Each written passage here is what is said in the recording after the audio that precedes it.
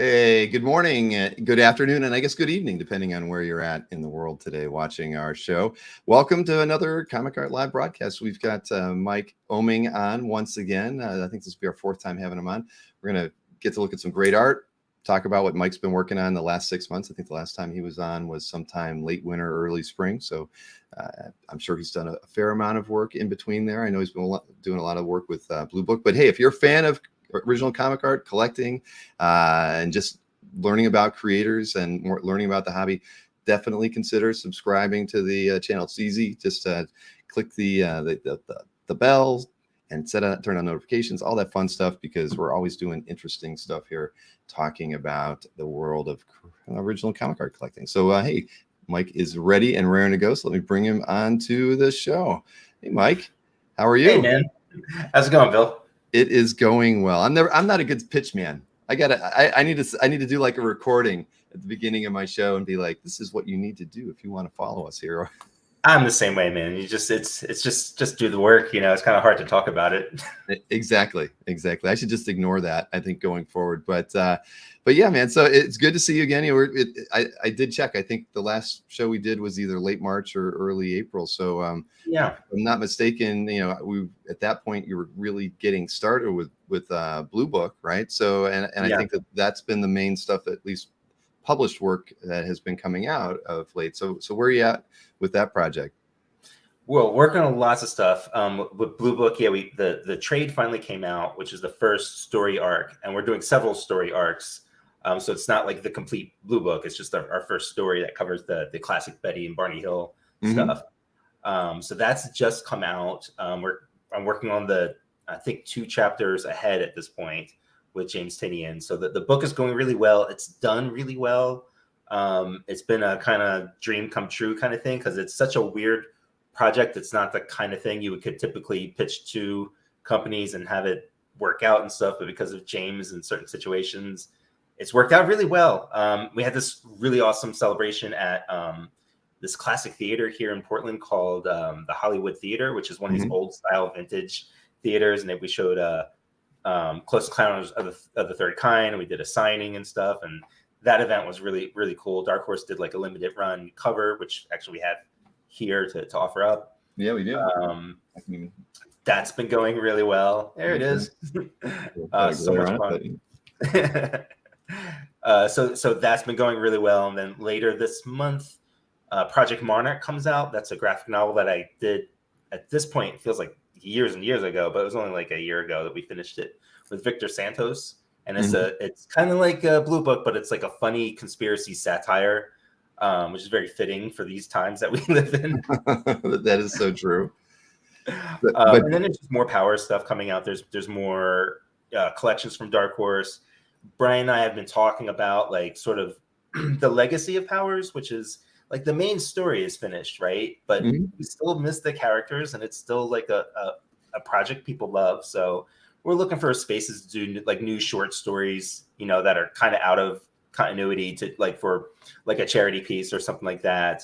We're looking at some more merchandising and that kind of stuff to just keep it alive, for the fans and for ourselves, because we still just love and miss the characters, even though it's only been a couple of years. But yeah, I miss Walker and Dina, Right. I can imagine. I totally get it. Right. I mean, you've spent so much time with those characters that I can't imagine why you and Brian wouldn't want to revisit them from time to time. Maybe not on a long form, storyline, but a few smaller pieces that. I mean, why not? We see that a lot in storytelling. Everybody wants to know backstories, and how did we get to this point? Because you got to jump into the story at a good point. So there's I'm sure you've got plenty of ideas for it's just a great place to go back and visit. And there's still people they want more Power stuff, and so it's just keeping crazy busy. I'm always making more work for myself, talking to other creators about generating more projects.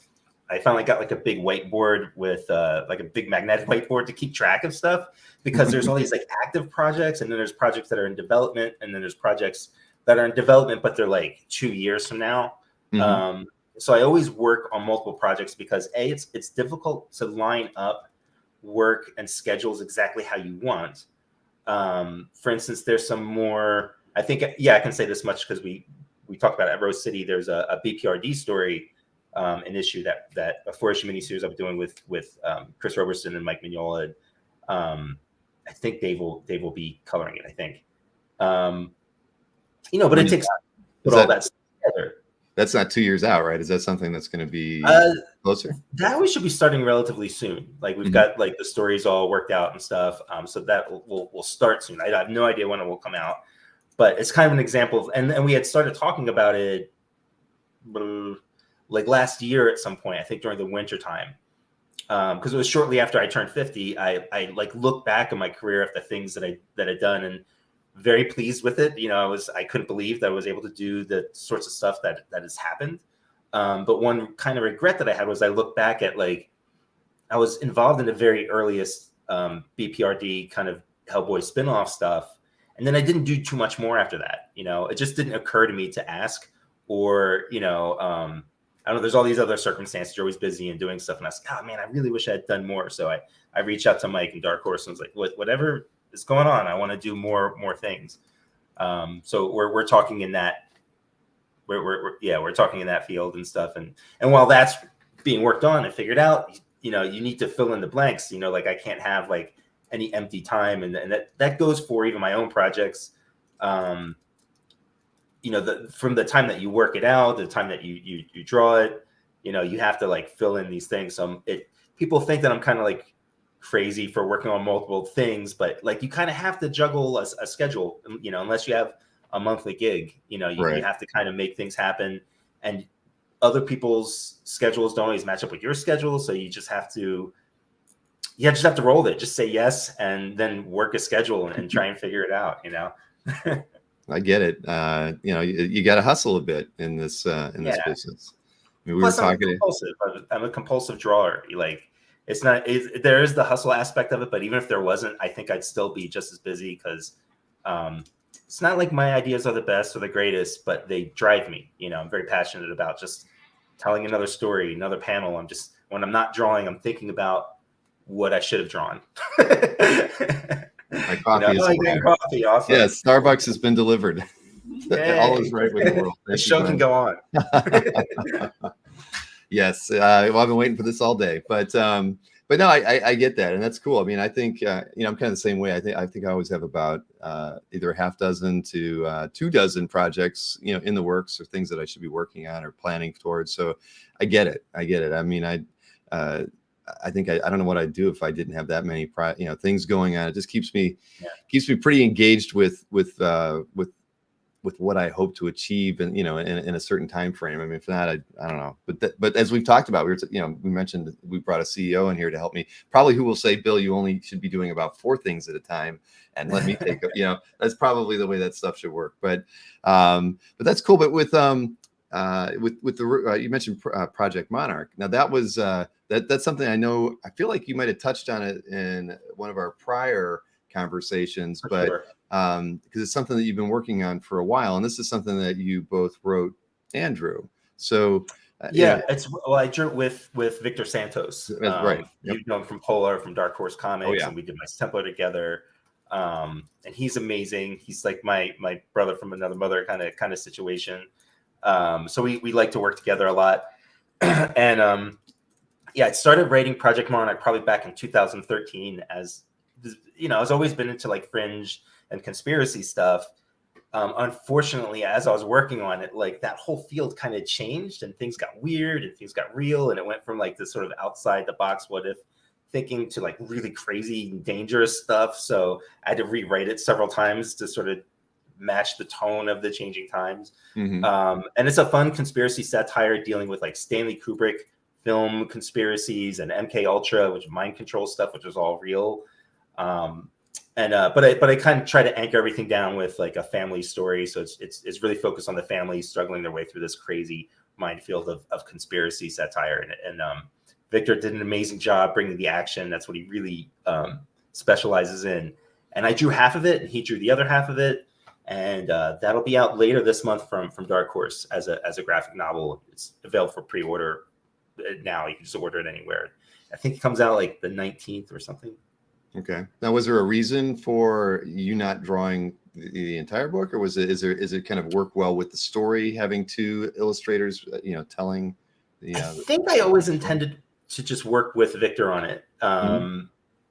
We've like I said, we're very close, both as like friends and as artists. A lot of the same sort of influences. So I sort of just saw him doing it the whole time. And I wanted to get back into writing. There was a period of time in like the mid 2000s. I was doing a lot of writing for Marvel, a lot of independent stuff, and I kind of stopped for a while. And this was part of me getting back into the writing thing. So specifically wanting another artist like who has a different skill set like Victor. Then so I kind of always wanted to do that. And then there was just the weirder stuff that I thought that I would attach to and lighten the load from Victor. Because it's a passion project. We don't, you don't know when you're doing creator-owned work. You just don't know. It's very rare that you have a guaranteed financial outcome. So it's kind of a guessing game, and we made the whole thing before we even pitched it. It was almost complete, really. Like we actually did a whole bunch of work before we brought it to Dark Horse. So we didn't know if they would take it or not, even. So splitting the burden of the work, I think, helped a lot, because I didn't want to hey, you want to draw a graphic novel nobody might want?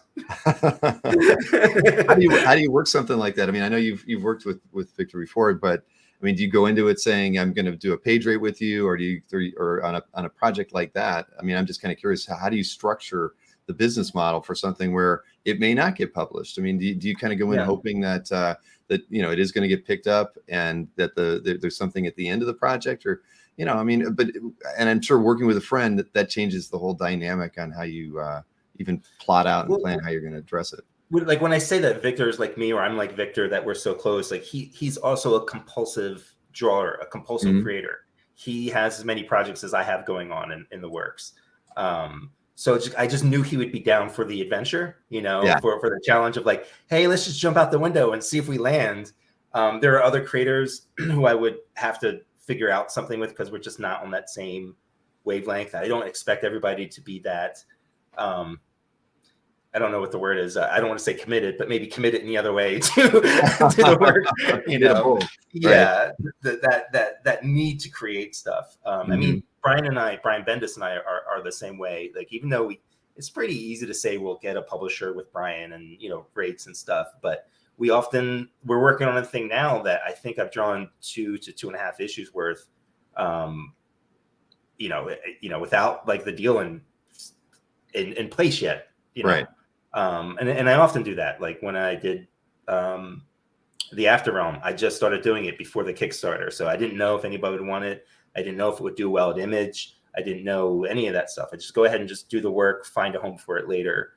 Sometimes it doesn't work out. I won't lie. I've got some projects that sit on the shelf. I have like an issue's worth of something I just couldn't find a home for. It'll end up in an art book at some point or something. So I'll take some wild swings, and I don't want to make it sound like it all works out. Sometimes it doesn't. I'd say 99% of the time it does. So, and again, it's more of a compulsion thing. So with Victor, he was just as crazy as I am about work and making stuff, and we'll probably do a similar thing in the future where we just take a swing for it, own it all together, share whatever the success or failures are at the same time.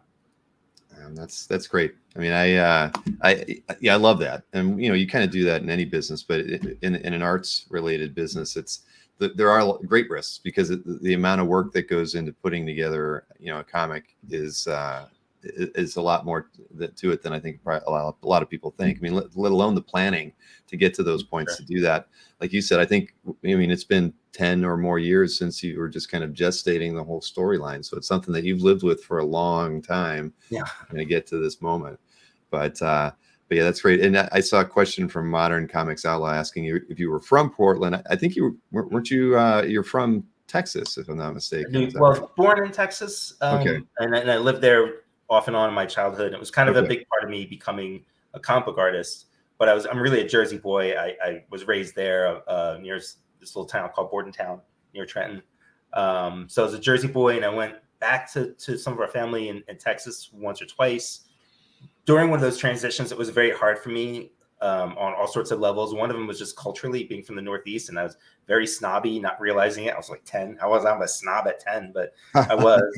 And so I just didn't fit in when I went back to Texas, and that's how I found comics. And that was it. That just rolled me into being a comic book artist, and I never looked back. I think by the time I was 12, I knew exactly what I wanted to do with my life. And like my art book, no plan B. I had no backup plans. So this is it. Just going to do this or be a bum. Hey, well then, but you could be doing this, like, and be a bum. You just never know. But you've been fortunate. You've been very fortunate that that's not the case. But I mean, I get it. It's again, I love hearing stories like this because as a kid growing up reading comics, I mean, I wanted to work in comics, right? I mean, there's just always going to be something romantic about working in a creative field that is where you're sort of an entertainer. You're telling your own stories. I mean, who doesn't want to do that? It's like wanting to be a rock star when you're younger. I mean, you want to do something that's cool and memorable. And I don't know. I think that you've achieved that, and you continue. It's funny though. I'm laughing because I kind of do it for the opposite reasons. Okay, it's not that I want to be a rock star or that I necessarily want to share. I've just and I'm working on this, and I'm doing much better now. But I've always had a very low self-esteem. A low self-opinion and all that kind of stuff. Mm-hmm. And art was the one thing I could do, right? And telling a story on a page, a sequential images was the one thing I could do. So there's a sense of self-worth that comes out of it. I think that's part of why I'm a compulsive drawer and storyteller and stuff, is because I'm not that concerned about once it's printed and the reception, other than I need the success enough to continue to work. Right. But it's not like once it comes out, it's like, oh, it's the Mike Oeming show and things. Like it's like I said to you before, it's a puzzle I've never quite solved. And every piece of project I do, every piece of art always feels like that. Part of it does feel good. It's like, yeah, I did something, and like I can be proud of it and I can be critical of it at the same time. But a lot of it's just about the self-worth. It's like, yeah, this is the thing. This is what I can do well. I can't remember anything. I can't fix anything. I put up a whiteboard the other day for my projects. It took me 3 times to put it up. Twice I put it on backwards, but I could sit down and knock out a page in a day and, be really proud of it and stuff. So. Right. Well, and you get to be surrounded by similar people, at least, with different creative skills. And I mean, that's got to be fun and rewarding by itself. Right. I mean, your relationship with Brian, to many other people. Yeah. I think that, I would enjoy that if I were you, but I'm sure you do. We talk about that a lot. Like we have a good circle of friends. All of our creative friends are supportive of each other and of each other's successes. We're there for each other's struggles and failures. And some of these people, they're pretty big. Sometimes every now and then it'll strike you. You'll just look around the room and go, oh, there's Matt and Kelly over there, and Greg Rooka's over in the corner, and we're just talking, and I'm like, yeah, I'm in a scene right now. This is pretty cool. And they're all good people, and we're all supporting each other. And, I'll hear some other stories from other artists, and it's like, why are you friends with them? Stop. if the people around you aren't supportive of what you're doing, surround yourself with good people. And luckily, comics is full of just a lot of great people. Right. It is. It definitely is. So, hey, we've gotten a couple of questions. We have some new people in the chat today that have not gone through an art sale that we've done on the show before. So I thought it might be good just to address it. I can, now, and I'll remind everybody when we get there. But everything is a claim in the chat, just so if you haven't been through one of these before. We have 24 lots of original comic art. So we have they're numbered 1 through 24. When we show the lot on the screen, you just need to type claim and the number of the lot that's there. So, a lot of people who are very experienced at this, they've got a notepad in front of them and they're taking notes on which lots they like. They might want to wait till they get halfway through or so to say, all right, I think I've seen enough of the Powers pieces. I want to go ahead and claim lot 6 when you're on lot 18 or something. So, I would highly recommend that. And another thing I should state, because I never state this up front, is that if you're watching on YouTube, I think most people are, down in the in this corner of the YouTube browser, you'll see a little word live. Click that, because that'll actually move you as close to being real time as we are, because we're a few seconds in the future. But when you join YouTube, you could be 2 seconds behind somebody else who's watching the show. And in a claim show like this, 2 seconds means a lot. If there's a piece that you might have seen in one of the mailings that we point out that you're looking for, and and somebody else is, they're going to get it first if they're a couple seconds ahead of you. So always do that. Keeps things fair, and it can be an advantage. We don't like anybody being frustrated by that. And then what we do is after the show, if you claimed any artworks, you shoot me an email, and I'll have a slide for that to show you. You email me after the show. We 48 hours. We get everything in the mail early next week. You usually have it before this time next week. So it's a pretty easy process. I have all the art here. So we pack everything in Masonite. So we make sure it arrives, very, very well and intact. We've been doing this for a long time, and I think we do a pretty good job. Anybody in the chat would give me a thumbs up for our packing ability. And I have to say, Taki really does an amazing job of putting the art together. Make sure that it's wrapped. There's no way that if it got left out in the rain that it's going to get damaged, because I'm sure, yes, we have all had those issues before as art collectors, getting your a delivery left on your front porch and it gets rained on, and you panic, and you just hope that whoever shipped you the art put it in a Mylar or wrapped it in some way. So we take great pride in making sure the artwork comes in safe and sound. Is there a place to see all the lots? They were in a newsletter, actually. I didn't put all of them in there, but I don't mind going over. I could put the link in the chat so you can just see it now, because we will start the sale in probably about 15 minutes or so. But let me. That's a good idea. Why don't I think to do this? See, we're learning about how to do these things better, Mike. I mean, as we go. I've been doing these things for almost 3.5 years, and that's a wise thing to do, because one of the things people definitely appreciated was we have a mailing list that we send out the emails to, that people can see things. And early on, I just previewed 1 or 2 pieces, and eventually I got the suggestion, we'll preview it all, then we have a better idea of what's coming up. So I've been doing close to that. I don't think I put all 24 pieces in this mailing, but I did put in about 18, if I'm not mistaken. So let's see here. I can get the link. I created a GIF on some of my social media stuff that just kind of rolled through the pieces. Oh, you did too? Yeah. Well, I could have shared that too. Let's see here, but I got the link. Do the email here. Copy it. I'll put this in the chat. Hopefully it's not too long.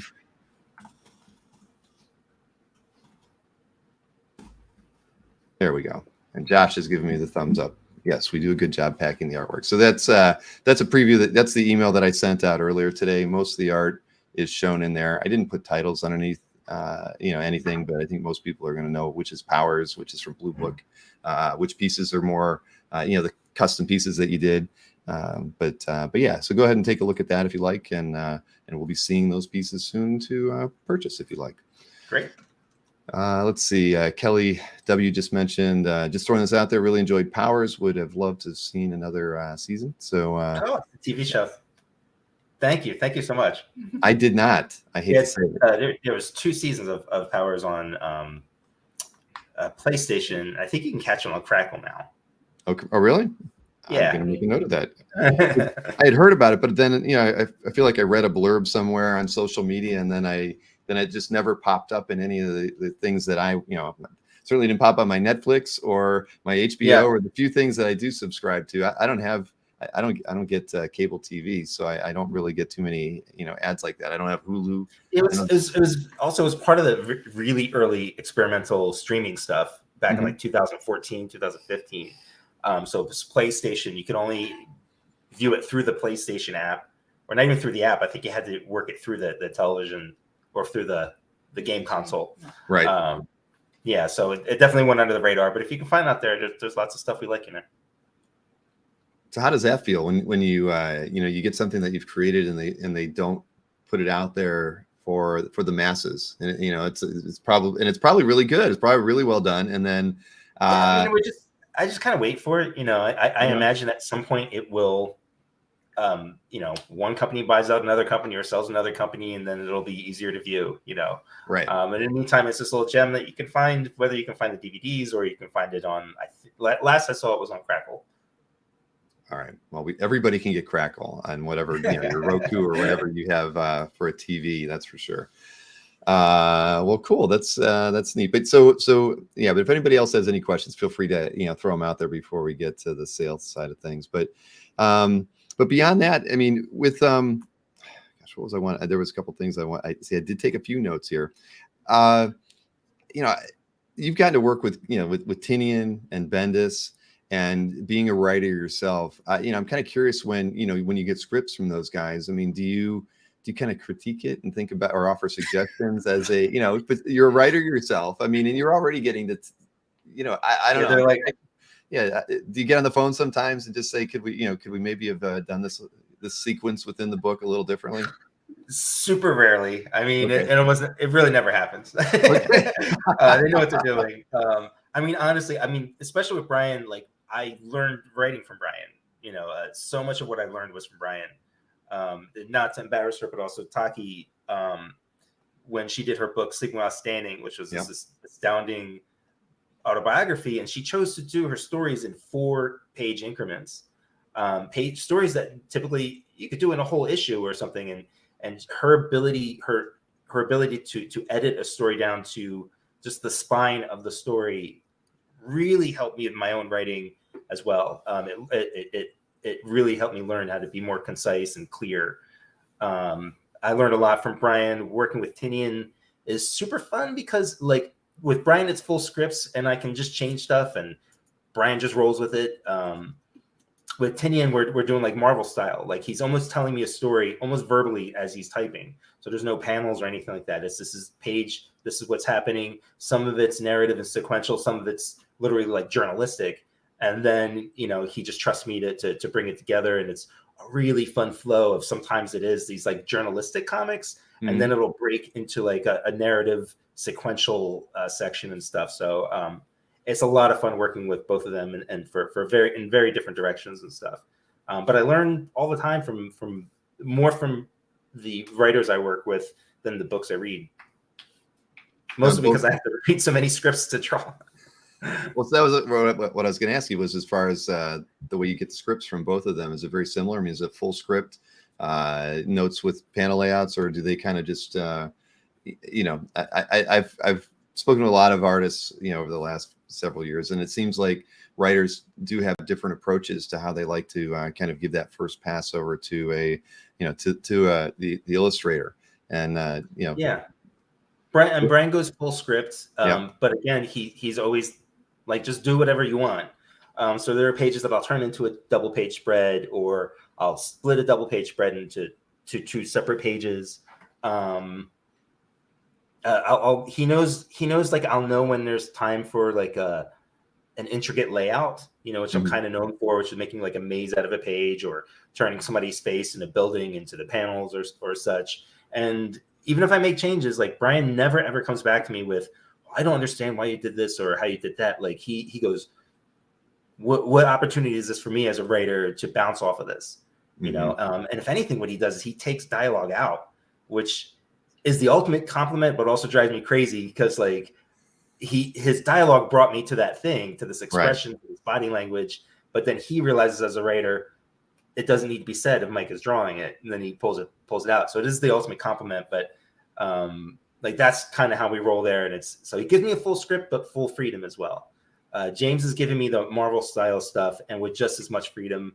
And again, like James doesn't come back to me and like, oh, could you move this panel to this? Cause I don't know how to do this. Like James just knows how to look at the images and, I'll go, oh, this is what Mike was going for. So, then I'll change my narrative style here to match his and stuff. And, I'm spoiled with who I get to work with, because every now and then I'll work outside of my circle of people, and it could be trip me up a little bit because it's like a different rhythm and stuff. So I'm spoiled. No, well, that's I kind of love hearing that. I don't think I've had an artist speak about the creative process with a writer in that same way, and maybe because not every artist gets to have that kind of relationship, with the writer that they're working with. I mean, whether maybe because who knows were they pulled in together because of editorial, if they didn't have a lot of experience together. But I think that's fantastic. It really does show that and something I talk about a lot, because writers get a lot of attention, right, in the comic book world. I mean, it seems like a lot of shows kind of focus on the writers, and the artists these days don't get that same. They do get a very good level of respect, but the writers always seem to get a little bit more. But I think hearing stories like that makes you realize that Bendis, would be a headliner at a show, but he's the kind of writer who respects the creators that he's working with. He sees constantly. He's and constantly calling doesn't, attention to his right. partners and stuff. So it's ironic that in its own way that the artists don't get that same billing, right? They're always second, but it's the just thing is, you remember back in collaborative process, no matter what. Yeah, and you remember back in the 90s and early 2000s, it was really artist driven, so what, not driven, but that's who got the attention, right? Oh yeah. All the image guys, yeah. These things, they all times come and change and all that kind of stuff. But I am lucky, again, working with people who I can develop a rhythm and a pattern with. Most artists are, they're jumping from book to book, or they're working on a book for a while and different writers and stuff are coming.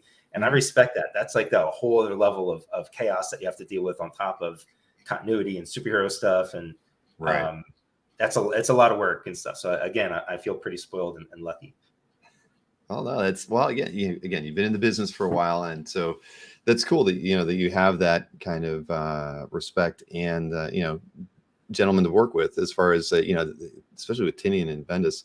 But I saw a question. Yeah, just so I didn't put every single piece of artwork in the email. I think I might have put like 16 or 18 of the 20 new pieces that are in there, and that one cover I think I did leave out, but it is going to be shown today.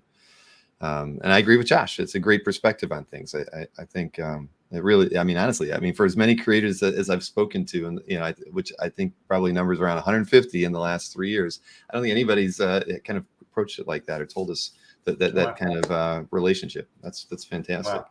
Again, I'm lucky. Just surrounded myself with people who, and I was able to make those choices. And I realized that's not always how a career goes.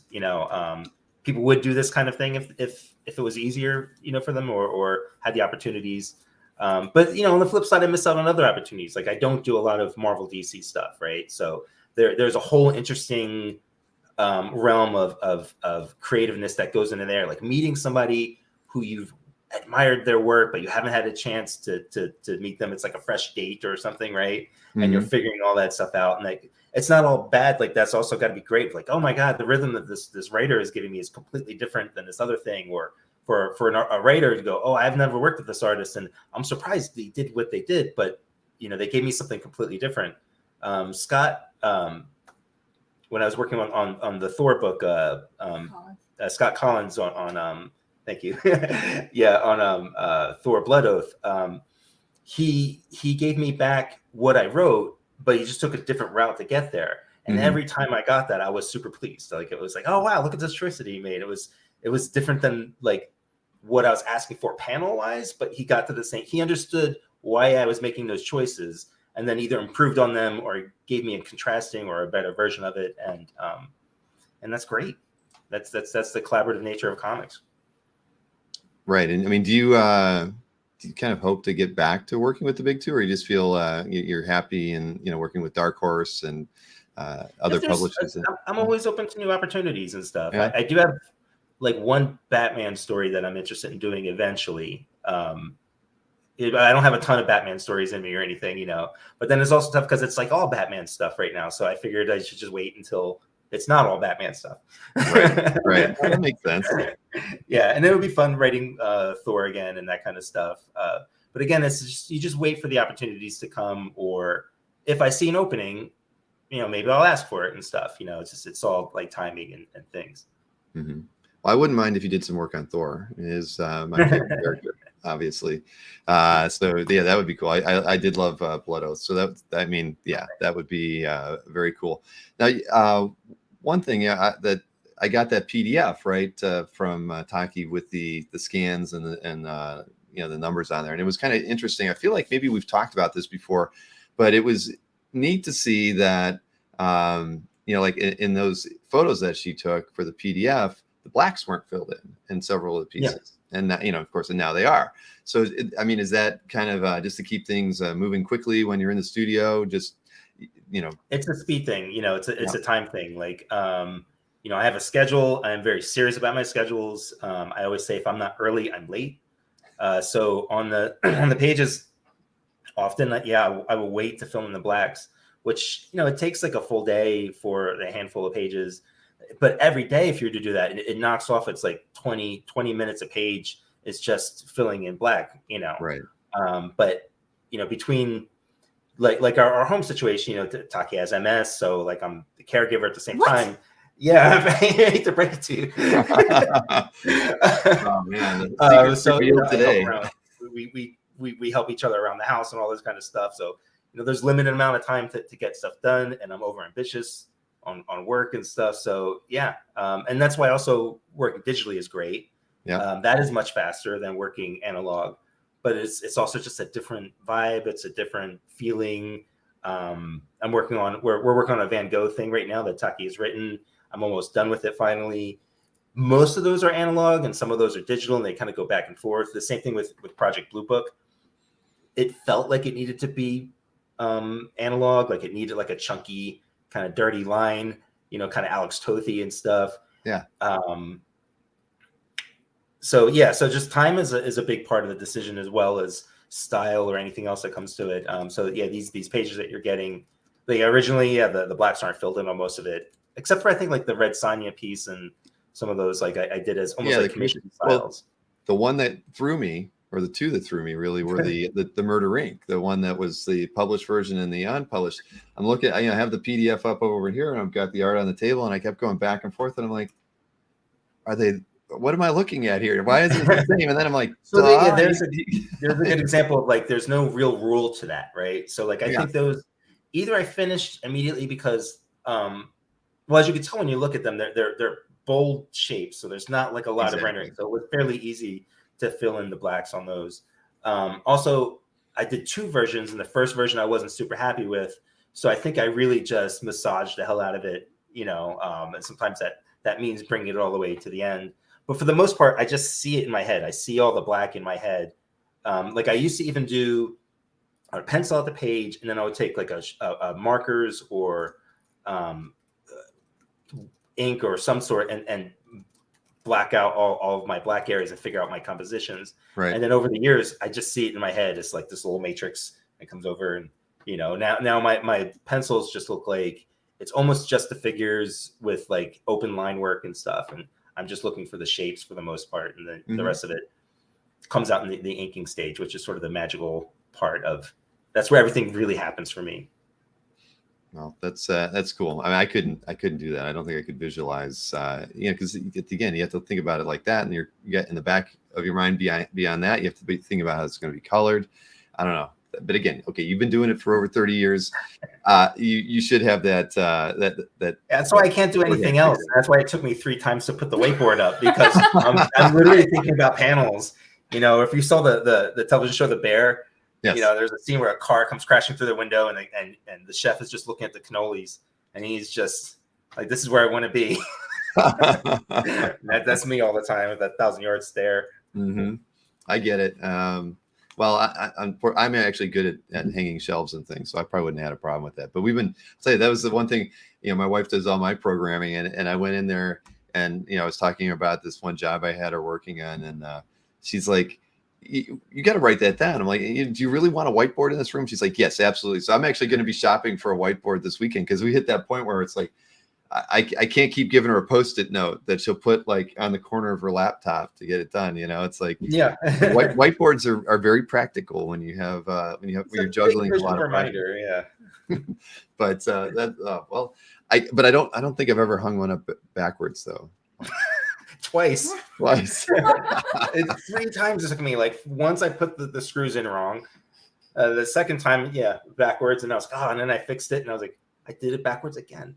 I mean, the thing is, you don't mind sharing that information, Mike. So that's good. Well, no, I mean, like I know why it happens. Like I'm always, even if I'm not consciously, I'm not like sitting there literally thinking about panels, but I'm thinking about the work on some level. Yeah. Which is why, like, I can remember everything in the script. I can remember everything that I drew. I could pick up a project that I left months ago, and I know exactly the rhythm and the vibe and everything, right?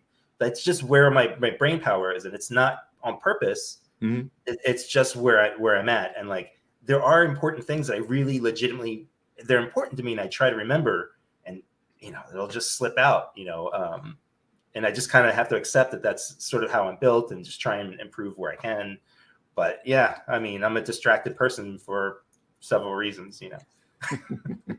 Well, I think the whiteboard is a wise move.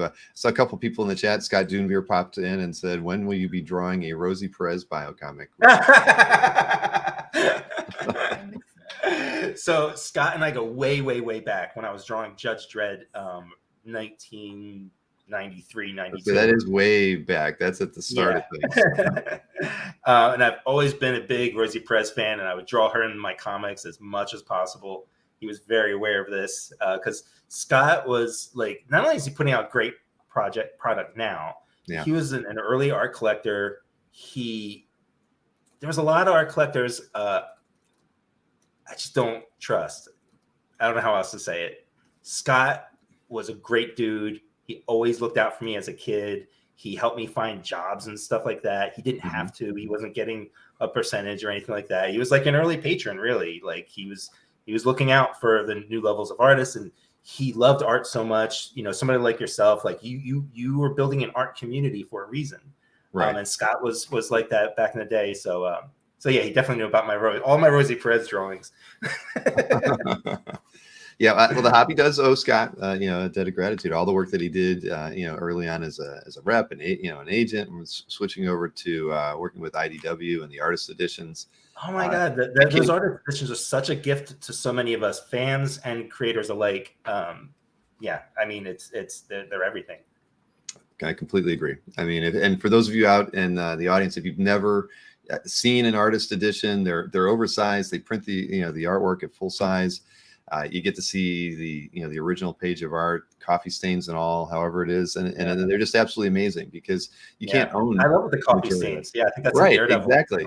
And I never really thought about how creators probably really dig these too. We as collectors do, because we know we can't own most of the artwork that's going to end up being in those. But and it's not like Scott just focused on the old masters, but he does, of course, John Romita Sr., Neil Adams, but he's done Jim Lee books. He's worked with Michael Golden. You name it. There's that's the new artist. Right. There was a great Kevin Nolan book that came out in the last 12 months. I mean, they're fantastic. So if you really enjoy this hobby and seeing original artwork and literally almost getting to see it as if it was yours, the artist editions that Scott has done with IDW are top notch. Yeah. Go to check out IDW's site first to see what they have in stock. That's for sure. Absolutely.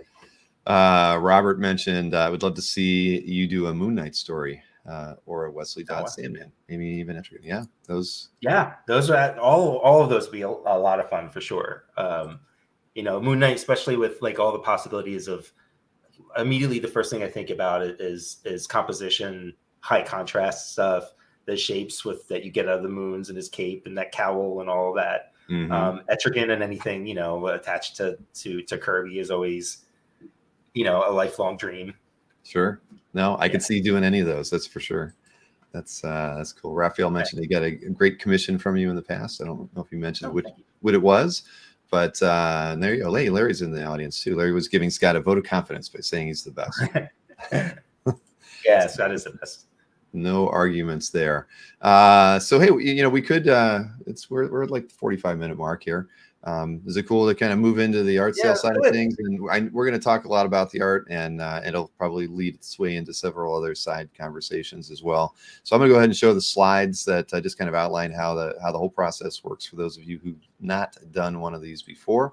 Like I mentioned, all of the artwork is in hand, and claims will happen in the chat. Again, when you see a lot number that you want to buy, type claim and the lot number after it in the chat. I mean, in some cases, when you get excited, you type the word claim when you see it. And if that's the piece we're showing on the screen, we know it, but it's best to always put the lot number in there. So it's a definitive guarantee that we know which piece you're talking about. You're going to email me after the show, bill@comicartfans.com. I want you to let me know, which pieces you picked up so I can cross-reference it to my own list. And it's always good to give me your mailing address up front as well, just so I have it and don't have to forget and ask you the next day for it. And it would also be good too, because if you include how you want to pay for it, because then I could get you an invoice out right away. Payment is expected within 48 hours after the show. We prefer Zelle. That Zelle's easy. There's no fees attached to it. We do need to take a service fee if you need to pay with PayPal. 4% US, 5.5% international. I'm also okay with checks, to be honest with you, as long as you guarantee me you're going to put them in the mail on Monday. You just, get it in the mail. That way I have it before the end of the week. Again, we don't like to ask for fees here and would prefer to avoid them as best and at any time as possible. And as far as shipping goes, the prices that you see today do not include shipping and handling. Domestic shipping is $30, international $65. If you're in Canada, Canada is international, just so you know. And then, like it says, fulfillment by us. I've got all the art here. I pack the art myself, and I can, again, it's all well taken care of. So if anybody doesn't have any questions related to any of that, we can get on going. So sometimes we get excited, right? Josh, that's true. We've seen it. There's every once in a while you get a misclaim, because a lot of people in the chat will actually type the word claim and have it in there. It happens. We understand it. It's okay. Welcome, Jason. Happens to all of us. Yes, exactly. Exactly.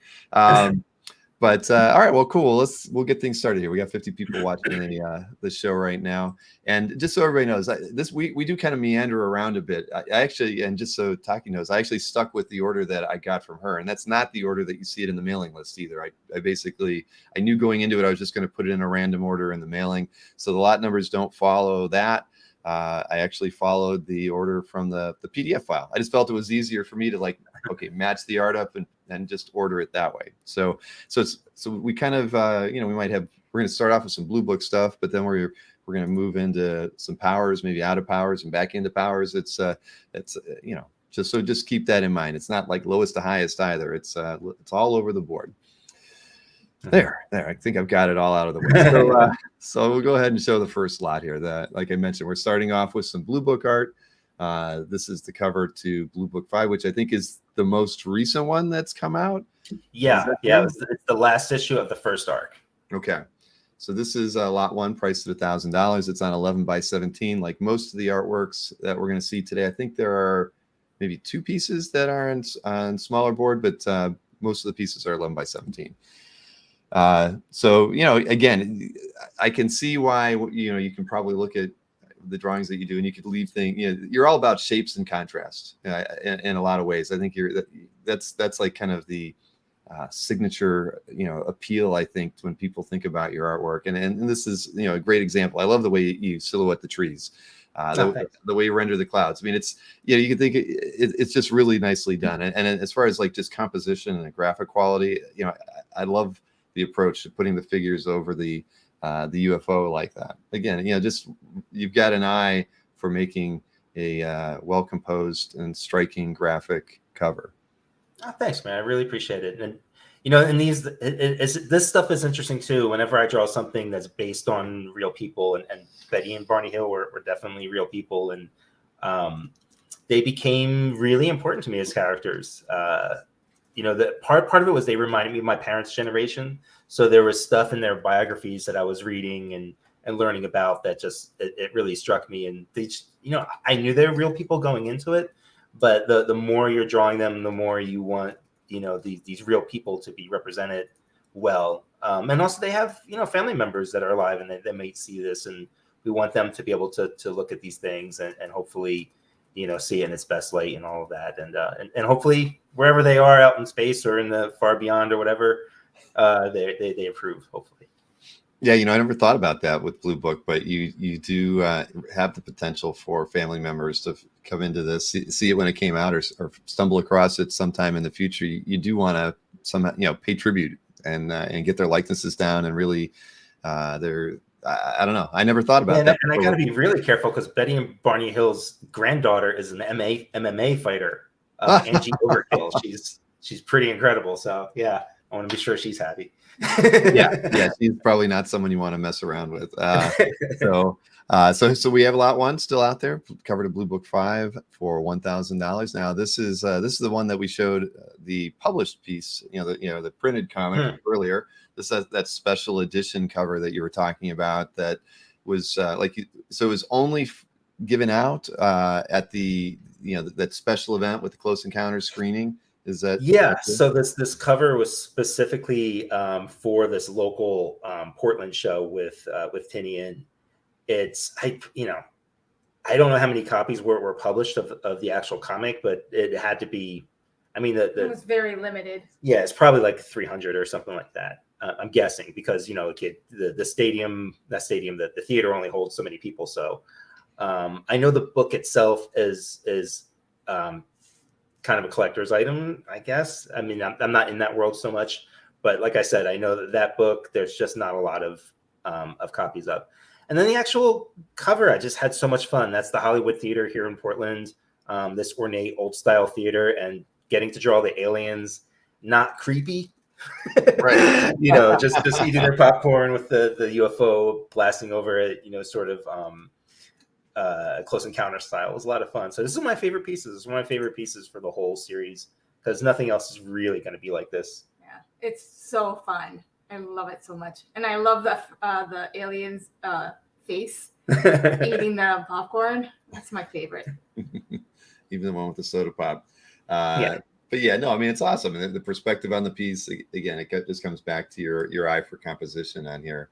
It's fantastic. And I know on the, well, I can switch over to me here just to show that we have both the artwork and the actual comic without the glare on it. It's well colored too. I mean, I like the approach in the way that, that's been done. It's a very, clearly several people in the audience have read it. It's a very stark colored book. And it just suits it really well. But yeah, I love this. This is so well done. And again, what's fun about this is no trade dress, right? I mean, you don't get that too often. I mean, you did it all here on the signage, and I think that wasn't on purpose. Like I didn't even think, and like we ended up just using that. Like so typically there would have been the whole thing up there, but having drawn the lettering on the billboard or whatever you call that, the marquee. Yes. Yeah, they just went with that. Yeah. Well, it's absolutely amazing. And I saw Modern Comics said I bought 25 copies. Well, they cornered the market on that's for sure. Congrats, Modern.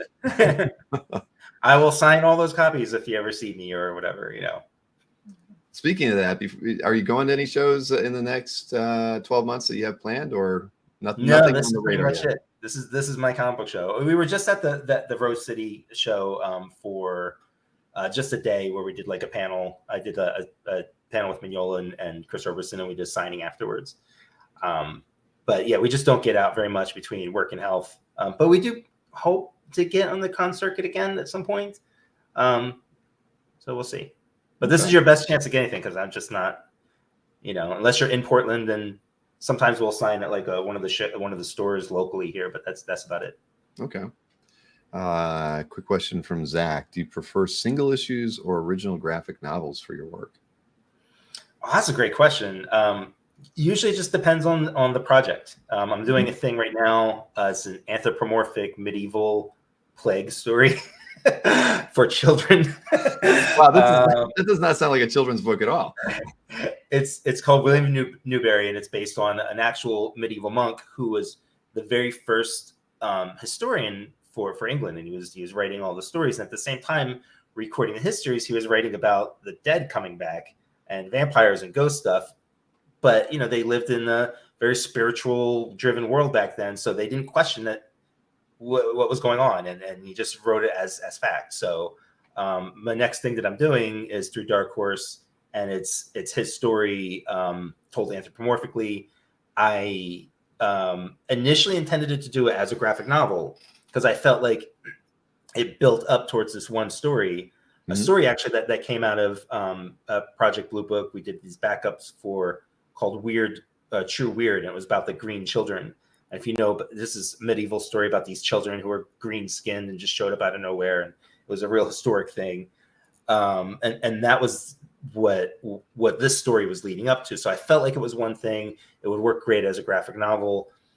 For marketing reasons and just ways to get the book out, Dark Horse felt it was better as single issues. So then I reworked the story for that spacing. So it all sort of depends, but like the Project Monarch feels like it was always a graphic novel. I never planned that for single issues.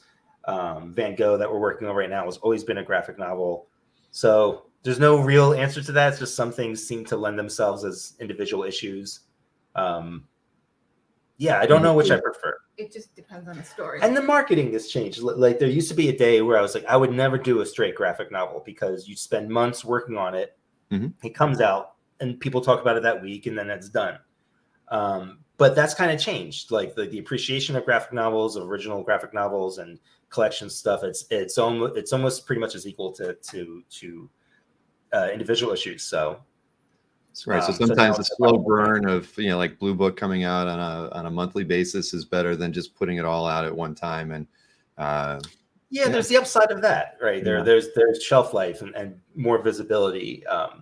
But again, I tend to think of the work as the work once it comes out. Like I don't really think too much about that end of stuff. Sure.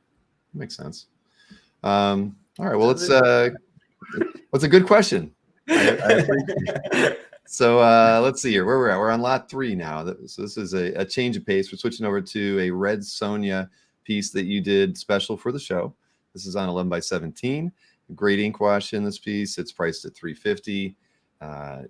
Red Sonja crouching, I think, is as it was written on the file. I couldn't think of anything clever, An in your face sword, which is it's fun. I mean, I know that Dynamite's been doing a lot of stuff with Red Sonja of late. I mean, is this? I think you did a Red Sonja piece in the last one too. Is that? Yeah, I mean, Red Sonja was the first ongoing book that I ever wrote, and I began writing with Mike Carey. It was Dynamite's launch for the book, so it's part of my history that I'm really proud of.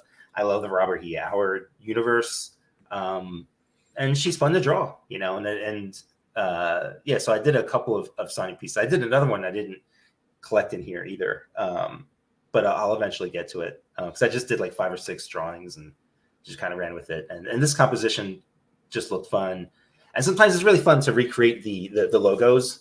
So I like Red Sonja. Hopefully, I'll get to do some more stuff with her in the future. No, you definitely have an eye for the character. So we got lot 3 out there, and we'll take a look at lot 4, which is another Red Sonja. This time you get 3 Red Sonjas on one piece. The Red Sonja trio. This is Red Sonja. Yes. See, yes, I follow instruction on those things. I think when I see the title. So this is 11 by 17 as well, priced at $450. And again, you put the logo in it. You took the time. You put the logo in it too. I mean, it just makes it for a fun piece. Yeah, and and I usually don't go full on bikini style chainmail but I figured this was a pinup and it just called for something a little more outlandish. Nope, it's I wouldn't call it outlandish, but no, it's a well done piece, and it comes back to that graphic quality, right? I mean, you have an eye for just well composed pages, and I just like the last. I had a lot of fun with the composition here, like the swords and her scabbard. Creates this like it your eye travels with it, right? You go from the logo down her sword and then back again with the other with the sheets sticking out to the left. No, very well done. And we have 2 more pieces that you did special, and this should make some of the DC fans happy. So this first piece is lot 5. It's a Raven on 11 by 17, priced at $350. And and again, you're putting. I love the fact that you're not just focused only on the character. You're trying to give it a little bit of weight, and putting in the stars in the background there just makes for a more complete illustration. Yeah, it was fun. So this is a pose I saw in some reference. So I'll buy a lot of these like photo reference packages. So it's like people just running around and bounding and stuff, and you get a real good sense of just an interesting pose or weight. And like this pose was slightly different, but like the way all the weight is on that leg and it's kind of twisted, I found like really interesting. So I was happy I was able to kind of capture it. And then it's always fun to do wash tones. Oh, heck yeah. There was a question from Mike Plavin in the chat, because I think he just joined. It's not an auction. There's just a fixed price on the lot. You can see this one's priced at $350. There's a lot number 5 for this one. So when you see something you want to buy, just type claim in the lot number in the chat, and the piece is yours. I'll give you the email address after we're done with everything here, so to remind everybody who you need to email, which is me, Bill at Comic Art Fans, after the show, and we square away payment and we ship out the art. So I did. I pronounced your last name correctly. That's good. That's usually not the way it works out, Mike. Mike's a really good guy too. He just bought a really fun commission, and he picked it up at Rose City. It was it was Powers and Hellboy at a murder scene of, I think it was Rorschach. So I've done like a whole series of these crossover pieces for Mike. He's one of those collectors who just he always asks for something really cool. Oh, cool. Mike, do you have a calf gallery? Because I can't feel like, I don't think I've seen that image before, but I don't know. Let me know. I'm curious if you have one. I would definitely look it up after the show. Let's see. We got one more of these pieces. And, speaking of a lot of wash tones on here, I mean, this is Starfire 11x17, priced at $400. Just great work on this one. I mean, the figure's perfect. This thing should be published. I love this piece. Thanks. I never drew Starfire before, and like early on when I was reading comics, and Teen Titans and George Perez's run was one that grabbed me. There's a weird darkness to those issues. Like, I don't know if it was the printing aspect or the amount of ink he was using because of all of his detail, but it gave those books so much weight. And I never understood Starfire. I didn't understand the hair thing. Like, I didn't understand the hair being that big, and I didn't understand it being on fire, but I just knew that it worked. Hopefully George will be proud of this if he saw it. Hopefully. Yeah, it's funny. I not being a DC guy, I kind of, when he worked on Titans, I bought those, just like when he worked on Crisis on Infinite Earths, I did too.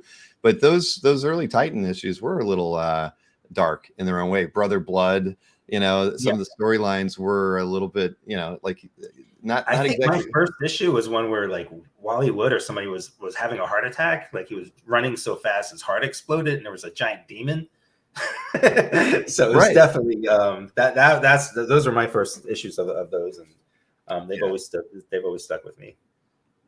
That's funny. I never thought about it like that, but yeah, you go back and look at it, and there was some interesting themes there. But let's see here. So the Starfire does rock, Kirk. So we'll keep rolling along. I think we're moving back into some published pieces, and this is the only one that we have for today. This is that cover to Star Wars Adventures, and this is post ceremony. Clearly, this one's lot 17, priced at $17.50. And as appropriately, Chewbacca does. At least I don't see a medal with him. Everyone has always lamented the fact. I'm pretty sure that Han gave him the medal afterwards. I don't see Han as a guy, like, he'll brag about having a medal, but he doesn't need to keep it. Right. That's probably true, or he just hang it up in the Falcon somewhere. But I just saw Greg McKee claimed lot 6. That was a Starfire. Yay. Thank you very much, Greg. We appreciate that. Thank you. But and this I also want to give Taki credit. Like, I did a bunch of sketches of this, trying to figure out what to do. And it was her idea to have them just sort of, back to back, leaning on each other. And it worked out great. It's just one of my favorite covers that I did for the Star Wars run. Right. We had I know we had a Star Wars piece, I think, in the last one too. I don't recall which characters were on it. 3 or 4 pieces. Well, this is, it's awesome. And, what do you, thanks. So how do they approach you with a project? What's that, Taki? It's one of my favorites. Well, I love it so much. And I love Chewie on it. Well, yeah, it's the eyes. It's the eyes in that nose. Well, no, it's the eyes, nose, and mouth. I mean, it's as only Mike could draw Chewbacca. So I love it. I love it too. To me, this was like, well, them and Princess Leia and R2, like the early, like the first half of Star Wars is just, I don't know. It's so locked into my head. And then, I think that I like that it was slightly smaller in scale at that point, because like even when I do like the run on the Death Star, it starts to get really big and epic. And there's something about like the more personalized adventures that always grab me more than the epic scale stuff. So yeah, that stuff just lives in my head forever. And this was just great to be able to revisit Star Wars in that fashion. Now this is it's a great piece of art, and again, lot 7, priced at $17.50, and I mean, it does make me chuckle. You know, you see him with his elbow on the shoulder of Luke.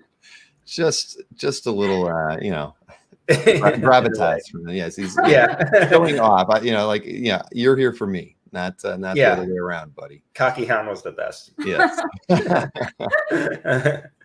So okay, we got lot 7 here. We'll take a look at lot 8 now. Again, this is I love this image. You know, when I see this, there's a classic 70s vibe with this. You know, you could think of a little bit of Steranko feel in this part of the composition. But again, I love the tentacle and the noose and the butterflies. I mean, it's just, you know, at the alien. I mean, it's perfect. So this is the Project Monarch covered, and like I think you just said, it hasn't come out yet, but it's soon, right? Do we have a? It'll be out this month. Yeah, okay. I think on the 19th or something.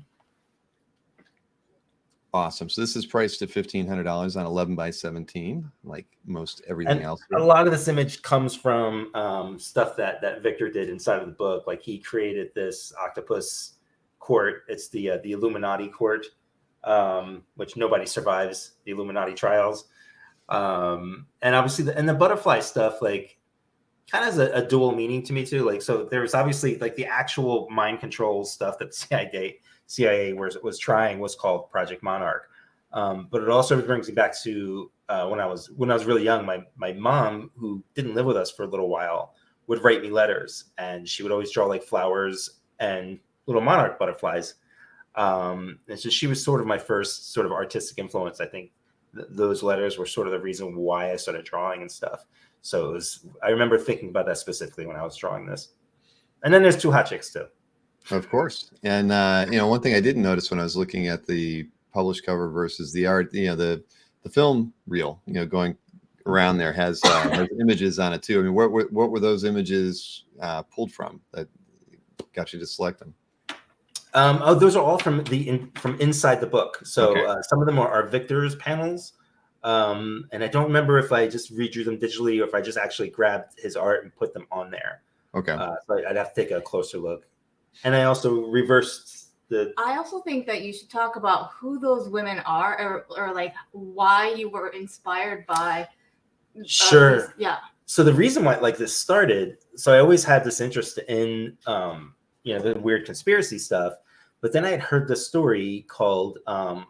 It was a short documentary about an actual incident that happened in England, and it's called like Madness on the Highway. If you Google it on YouTube, or if you look for it on YouTube, you'll find the story. And it was these 2 sisters who in England who went crazy, and they went to this highway to throw themselves in front of trucks and cars, and this is all caught on film.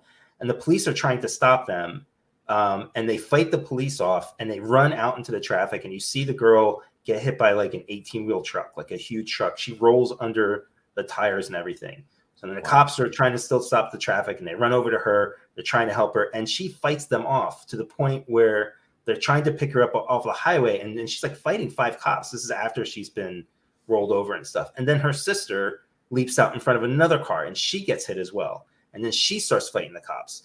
And the whole time they're yelling about they're coming for our organs. They're gonna take our organs and stuff. And the story gets really tragic because this is real mental illness and stuff. But the incident itself was so just shocking and surreal to me. And then it tied into a lot of stuff I had heard about in these conspiracy stuff about cloning people, and which the cloning stuff I don't think ever was real on any level, but the mind control stuff absolutely was. And in that lore of Project Monarch and CIA stuff, there was always these stories about doubles and doppelgangers and stuff. So that was a sort of real thing.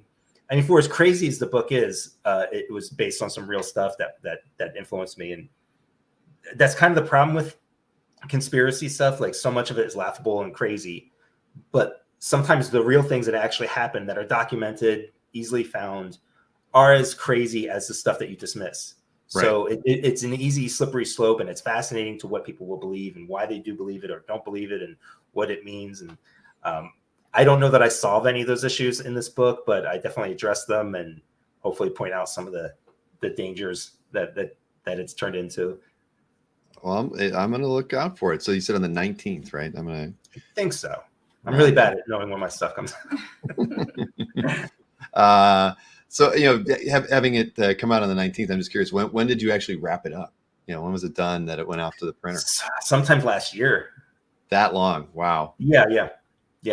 I mean, you have to find the right time schedule-wise to put it out that it's not conflicting with other books and other things that Dark Horse had planned. And then there's the printing cost and time of printing overseas for a graphic novel. It's a bigger job than a single book. So it's a whole thing. And if you're a Stanley Kubrick fan, you're going to love it because there's just tons of Stanley Kubrick conspiracy stuff in there. Oh, I'm a huge Kubrick fan. So yeah, no, I'm in. You sold me. Let's see here now. Number 9. This is a rare piece of art. Let's take a look at that. This is from the first run of Powers. This is the cover to issue 6. And I wrote 11 by 17. It's not 11 by 17. It's actually, I had to redo this slide. It is on tape measure here. I know it's 12 inches tall by 8.5 or 8 3/4.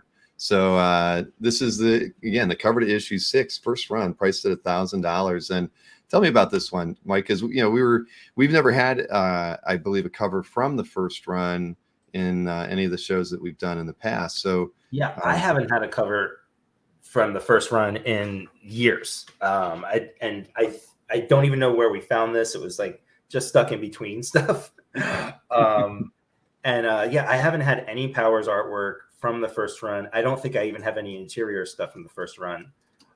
So I was really excited to find this. So it's a classic silhouette of Retro Girl. This is a pose that we keep recreating because it's it's that iconic superhero pose. And Retro Girl, we really ran with it. And then you can see the difference between the finished cover where we took her shadow and we put it at an angle, and we had the chaotic chic up there, which ties into her murder and all of that. All of this ties into the television show. The television show is all based off of Who Killed Retro Girl. And that's still just the sort of the classic run. This is the very first arc of the very first run of Powers. So I hope it finds a good home sometime. Well, it has. Josh Flanders has claimed it. Oh, it has. Okay. Yeah. No. Somebody bought this? Yes. Josh Flanders. Thank you, Josh. Thank you. This will be good home for this. No, Josh has a wonderful eye, and Josh is probably the collector that I know who frames things the most creative ways. So, nice. So I can guarantee you that once this is in Josh's possession, he'll probably have a sit down with his framer and come up with something really cool for it. So, oh wow! Well, hopefully he sends over a copy, or we'll get to see a photo of it. And Brian signed it as well. I don't know if he pointed that out. So you're right. I did not point that out. But yeah, he did down at the bottom there. Yeah, I had Brian. I made sure Brian signed it before we sent it out. Yeah, I have to tell you, there's a couple pieces that you didn't sign, Mike. Yeah, I'm pretty bad at that. See, but Josh agreed. It's the truth about him and his proclivity to wanting to, he has some really interesting frame jobs that highlight the art very nicely. And cool. he could make a calf gallery just of how he's framed things, and then highlight the framer in I think it's the Chicago area that he works with. But nice. Well, please send me a picture. I'm pretty easy to find anywhere online. Awesome. All right. Well, thank you, Josh, for picking that one up. A very, very much. Great and historic piece because, like we said, 4 shows, we've never had anything from that first run like that. Now, this next piece is we're not going to. Well, we'll show it. I'll let you talk about it. It is the most affordable piece that we've got today, but it's the one that we can't pin down to any one thing. I know you felt that these could have been used on a cover. They're both characters are 2 by 2. As inches in terms of the size of the pieces. Another piece you found in a flat file somewhere. Yeah, my mystery boxes of stuff. I feel like this was used on the cover. I don't want to promise, but I'm pretty sure that it was probably from the first run as well. But I should have done better research on it. Regardless, I think it's a neat little Walker and Dina set. You get out of comic. Nope. And Travis has picked this one up. Congrats, Travis. Oh, excellent. Yeah, Travis, if you can find out which cover that was, or that it was or wasn't, I'd be curious. Obviously this is a bad habit of, it ties into the work and the amount of work, right? Like I don't label all my pages the way I should. So I have a lot of stuff that I don't know where it's from. Mm-hmm. Well, the fun fact behind those two pieces, like the cover and that piece, is that it was at Brian Bendis's house. We had like, left for him to sign like a long time ago, like years ago. That's right. Yeah. I went over to Brian's to have him sign the new stuff, and he had moved several times, and he was like, "Oh, I found this pile. I think you had left it here." And yeah, there were some pieces in there. It was like that. So it's like a nice little time capsule. Right. It's nice to realize you had more art out there that you didn't know about, but yeah, that's pretty cool. So hopefully, Travis will be able to figure out where they were used. Yeah, I like those a lot, and it's a great piece. It might have been from, we did like a Janis Joplin tribute album cover, and so there's a bunch of little panels. It was a recreation of Robert Crumb's piece. It might be from there. It might be. All right. Well, we're going to be on for another half hour, so maybe Travis will find it while he's watching the show too. But okay, we can switch over to the next lot here. So lot 11, priced at $1,100. This is this one. I remember Taki had mentioned it hasn't been solicited yet, but it's going to be used for a definitive collection cover. It's on 11 by 17.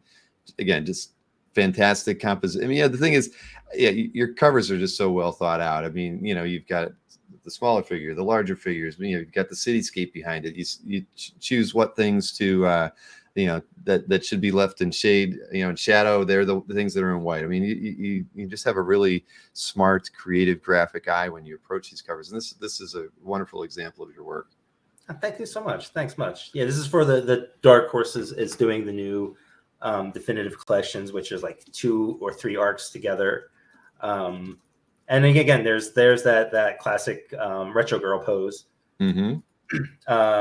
This is from the collection that covers the FBI stuff, right? The Powers Bureau time period, which I think that was around 2014. It was just before the TV show launched. So right now it's been fun just going back and drawing the classic Power stuff again. Well, it's very nice, and Mike Plavin has picked that one up. Thank you, Mike. Thank you, Mike. That is a good one. Now, this next one, I mean, let's see. Lot 13 is, here, I'll pull it up. Or actually, you know what? Lot 12 is the one I got to go to next. And it didn't get uploaded into the studio. So while I'm, I'll load this one. It's, and you know which one that is, right? Right? It's the one. It's like the internet was trying to tell me don't upload that image, but because Jim gave you grief about it, a couple hours ago too. Okay, now I got it uploaded into the studio. So yeah, this one, I'm sure we're all adults here. These, and art is art. Okay. Well, hey, you're 50. Art is art. You're 50. I'm 55. We can't talk about some risque things every now and again. It is what it is. But let's take a look at this. This is the only DPS I think we've ever offered here on the show with you, Mike. So this is this is so this is a DPS. So I put Strip Club in there as if you even needed that as a reference to where this is taking place. Lot 12. So it's 22 by 17. They're not taped together. They're probably we're in a it makes sense to if you want, you can actually tape them together later. But they're priced at $950. And tell me about this one. What was the script like when you got this from Brian? This was from, I believe it was also the time of Powers Bureau, and this was like after Walker has been like he's lost his job and he's just in this downward spiral. People have died around him and stuff. And I know a funny fact was that this particular page helped sell the TV show. Like the studio saw it, and they, remember before, going back to 2014, superheroes were, Marvel movies to the public, So seeing that, like, oh, you can do adult themed stuff, and then we did have like a strip club scene. Well, it wasn't a strip club scene. It was a sex shop scene in Power. So Walker and Dina are like chasing somebody, and they go through like a Power sex club. And I remember Brian sending me a picture of like him. He's like, I can't believe I wrote this. And he's like, I'm looking at a guy dressed as a superhero on a swing with sparklers coming out of his ass. So there you go. So yeah, and then this is a double page spread. It's 2 pages. They're not taped together. Taki and I discussed that whether we should or not. And we figured out we'll just let whoever might pick this up. Yeah. Well, a lot of people, they'll use an Itoya, right? And so they can actually see the art. They'll take the tape off if it's taped together a lot of times, so they can put them in on either side and look at it that way. Because otherwise, I have a few DPSs that are taped together and they're always folded over, and you only get to see half of it, and you're always having to take it out. So there's there's an argument for leaving them untaped, to be honest, and so it makes sense. So anyway, very interesting piece. That's funny though that it helps sell the. The thing is, you already were kind of dealing with more mature themes with regards to superheroes already. Yeah, and Powers has always had adult themes in there and stuff. It's not something we lean on, but we don't shy away from it either. Right. Powers is a great example of what I say is like there's a time and place for everything. And this scene was a time and a place. Exactly. Well, this one's still out there at $9.50, lot 12. Now everybody's shy to hang it up. I didn't even think about that part. I was like, oh yeah, people will want this, and I'm like, who's going to hang this up? Well, they might not hang it up. All right, unless they're single and want to stay single. I hang it up. Taki would hang it up. That's for sure. Again, how often are you going to get to see something and own something like this from Mike? So let's see here. Lot 13 is next. So we got a Powers page. Right from the sex to horrible violence. I know. Well, yeah, we're hitting on all the adults. See, it is a very mature theme. Powers, man. So priced at $500, and yeah, as if I had to put the word headshot on there. It's not the headshot that you're used to getting when you go to a con and ask for a commission. This is a true headshot. And I thought about going to try to find the color image for this, and I decided probably better not to. Probably not. I met somebody once who told me years ago that they had to have their wife go through Powers first and mark off anything that was kind of like this, because I've drawn some really explicit dead bodies. Usually I would, get the anatomy book out and figure out, this is what a gallbladder would look like. And then what would it look like if it was spread across the room? And, so I remember like he would pass out. So that was, I'm not sure the best compliment I ever got, but it's up there. But my favorite part of this is honestly is Dina's eyes. Like I don't draw big eyes that much anymore. But on this page, it just really works. Like I just keep staring at it, and I'm very happy with that. And Taki was actually like the I love the figure above her of herself, like gagging into her gun. Yeah. I love that so much. Well, that was why you see my process for making a slide, right? I show the full images, and then I try to pick a spot on the page that I really like. And when I did that, or I feel is of interest to the people who are going to see it, right? And I actually had the top part, with the headless torso there first, and then I was drawn to her eyes. And honestly, again, it's just that graphic quality of the two figures above her head.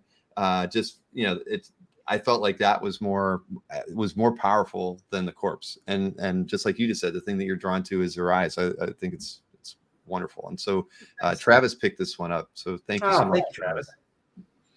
Let's see here. So I think we got one more interior. And Brian signed this one as well. So I didn't, but Brian did. Yeah, at least Brian signed it. Now, yeah. But if you see, and now whenever Mike gets out to a show and you're out there, you will sign this. I know for him. But let's see here. Let's take a look at lot 14. This is also from Powers, of course, on 11x17. And this one, it's funny. I probably should have focused on that bottom figure, because I love the shadow of her hair over her face and the eyes. I mean, that's just so smart, man. I love it. Thank you. And this is also a good example of like just when I'm working digitally, I'm trying my best to think of it as analog, because when I'm drawing analog, like I hate to put this way, but drawing digitally is just easier, and it's easier to add stuff. It's just easier to keep going and put in details. Whereas when I'm working analog, there's more of a sense of like, I can't zoom in to her face anymore. I can't zoom into that background anymore. So I become much more conservative with the line work in a way that it's easy to get away with digitally. And the digital, there's nothing wrong with that. But there are times that I want that simplicity, and I'm really struggling for it where in digital, where if I knew I was just drawing on a page like this, I could keep it nice and simple. And I'm really happy with the balance of that detail in the background, which is detailed for me, with the simplicity of everything up front, including just throwing the shadows over her eyes. That's a big difference between the digital and analog is. Sure, Yeah, that makes sense. I love what you did in the second and the fourth panel, you know, tipping the perspective one way, tipping it back the other way. You know, there's a lot of ways to approach a page layout, but that just as an overall work of art, and you know, I think we talk about that a lot on the channel. You know, just looking at the page as a whole. I mean, that just adds just a really interesting dynamic to the page and the panel layout choice. That, you know, I mean, if this might have been a George Perez page, everything might have been on the same perspective lines, you know, or something, just because it's, you know, that's his style. But I love the fact that you kind of play with that, because it does make it feel a little bit more chaotic, and you know, which is what I think this scene, you know, kind of has going for it, right? Two people engaging in an almost you know, a battle of some kind. So really well done. Oh, thank you very much. All right, so 14 is still out there. Let's take a look at lot 15 next. So this is the cover to Powers Volume 1 collection, and this was the one that wasn't in the mailing that I sent out. So this is lot 15 at $900 on 11 by 17. And you know, just sometimes you don't need to put, you know, a tremendous amount of detail to have a very weighty, moody piece here. I mean, and you know, the shadows. I mean, in fact, we have no characters on this piece, right? It's just shadows. Yeah. And Shadow Walker Dina over. I love it. Yeah. Yeah, Thanks. It's a really smart, clean composition. Thanks. Yeah, and it's for the, you know, it's the Dark Horse collection of the first volume of Powers. So again, it was really neat. Like, you know, when Powers has been, or a book has been around long enough, there are pieces that become, or themes that become very, they say everything about the project overall. They're very meta in their own way. And like every time we do these like body outlines, or homages to this cover, this, you know, it kind of condenses the whole series into one image. And that I was really happy with here. I'm also like fascinated by, like, you're talking about like a really simple image. I remember seeing a Darwin Cook piece earlier, and it was of the spirit, I think. And you're inside of a bomb, and you're looking up out of the bomb box into him kind of leaning in, and there's somebody else behind him. So it's just these two close-ups of a face surrounded by wires, but it's so simple, but it says so much. There was so much going on. It was so clever. I really admire that kind of thing, and this is as close as I could get to that sort of stuff. Like, there are a lot of artists who I really admire how clever they are on an image, and I was trying for that here. No, I mean, well, it makes a lot of sense. It's funny. This would be something that if it was a panel within a story that Brian had written to you for you, you could see him maybe saying, I don't even need the dialogue for this panel. I'm just going to skip it, because it really, you know, says a lot. It tells a story, and but again, that's what you bring to the table, you know, just a creative eye. And you know, Darwin, you know, he was very imaginative in his approach to storytelling perspectives, and yeah, he was brilliant, and he raised the bar for sure. Yeah. Well, congrats to T.E. Mason for picking this one up. I showed it earlier. I'll just highlight it once again for everybody to see. T.E. Mason did claim lot 15. Yay, thank you, T. Appreciate that. Let's see. Moving on, we can take a look at the next lot 16. Now, this is volume 3 from that collection. It does come with some prelims as well. I covered up 2 of them because I wanted to get the cover image on there, or the printed cover as well, so everybody could see that. This is lot 16, priced at $1,150 on 11 by 17. But like I mentioned, it does come with the prelim as well. And I can show off that here. I can hide the slide for a second, and just so everybody can see, make me full screen. So it's the whole thing here. So that comes with it on 11 by 17 as well. Not in Bristol, a little bit lighter board, but just gives you insight into Mike's creative process here. I mean, why was it the last one? You know, A through F, and F ends up being the one that wins out as far as the composition and layout that you wanted to go with. By committee. I don't know. I mean, I think it's probably just the most iconic of them. Like, the others are good ideas, but like, you know, the superheroes that you don't quite see flying over the characters is very iconic of Powers, I think. Mhm. Some of the other ones were more on the nose, which is fine, you know. Right. And I really like, this is one of my favorite parts too, is just doing a bunch of little sketches. One of the things I learned when I worked at Valve, the video game company, was iteration. To just do as many different versions as you can of a cover. Although I've also learned that at least at work for hire stuff, if I do that, they usually pick the one I like the least. So I'll often just do one that I know that they will like. That you're happy with too, right? Yeah. But I was really happy with this. Yeah, it's one of my favorite covers. No, I mean, I really enjoyed this piece, you know, especially getting to see it in person too, because you know, it's just so smart. I mean, at the end of the day, getting to see the characters flying over them, you know, and his tie always, you know, being thrown like that, you know, it's his cape, right? I mean, it's just there's so many smart things that that you do in the work that help, you know, tell the story here. But yeah, and it's back to you just have a very slick, smart graphic sensibility to your covers that I just think, you know, it's really the embodiment of what makes your work so interesting. And again, here it's like you know, you're just throwing a couple forearms and fists, you know, there, and it, you know, but you don't need anything more than that.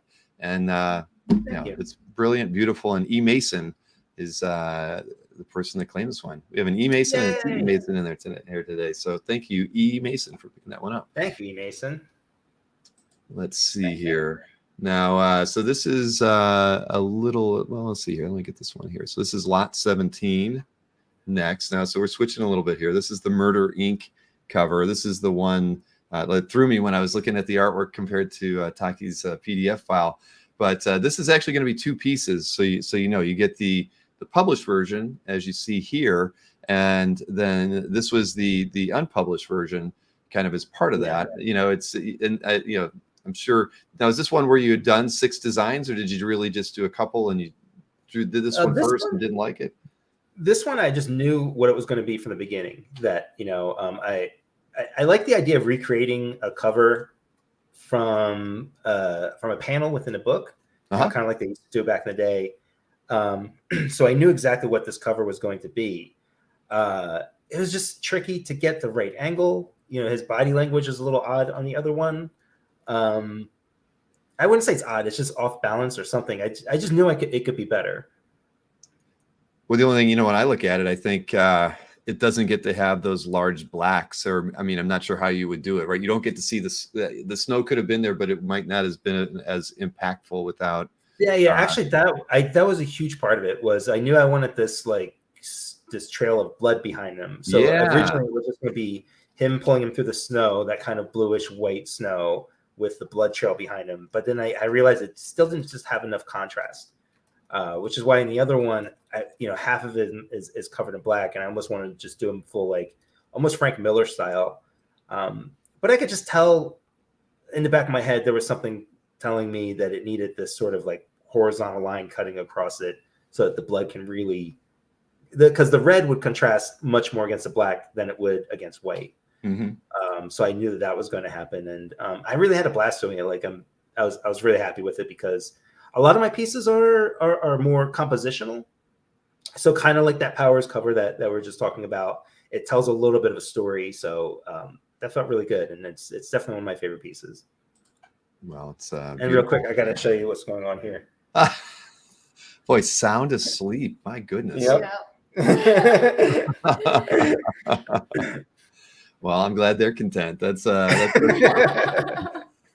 let me highlight it for everybody. I had it on the screen earlier. T. Mason picked up that one as well. Congrats, T. I mean, that's Thank you. A really beautiful piece of art you got there. Two pieces. Yeah. Rich Amtower is trying to claim our kitty.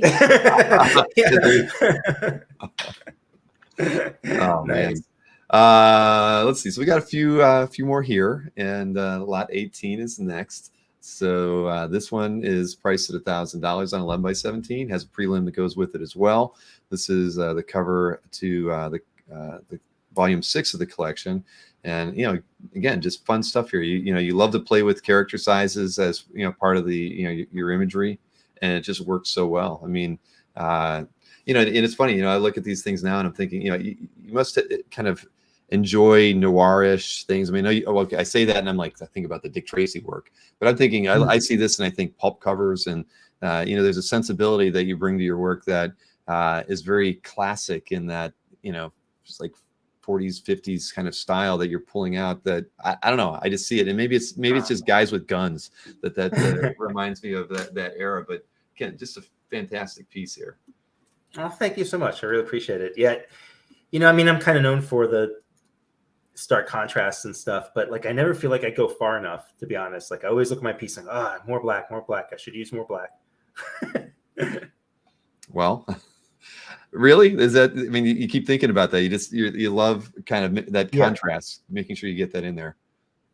Yeah, and then there's artists out there that I admire who just do that stuff so well, and I'm always feeling like I'm like catching up. Like one day I'll get it right. Like I said, it's always a puzzle I'm trying to solve that I'm like always close to getting solved. Like a Rubik's cube that has 2 blue corners still left in it. And who was it that like pointed out like a page to just have like half black? Early on, one of my mentors was Dave Johnson. So we would be on the phone all the time, late at night, faxing and talking to each other. And like when I was trying to figure out like my black spotting, he was like 2 things. Like think of it as like a checkerboard. Like you want your contrasting shapes next to each other, black then white, then black then white, and also just try and make every page 50% black. And I often think about that. Not just the full page, but I try and think of objects as well that way, and that heavier line weight and giving objects, whether it's a gun or a lamp or a cup, by giving it half black, it will. And I'm not always successful in doing that, but it's just a good compass, and it just helps give things weight. As you can see, like digitally, I added more black to the final piece here at the top of the building. Oh yeah, you did. Yes. Because like, even as I was like finishing up, I was like, oh wait, more black.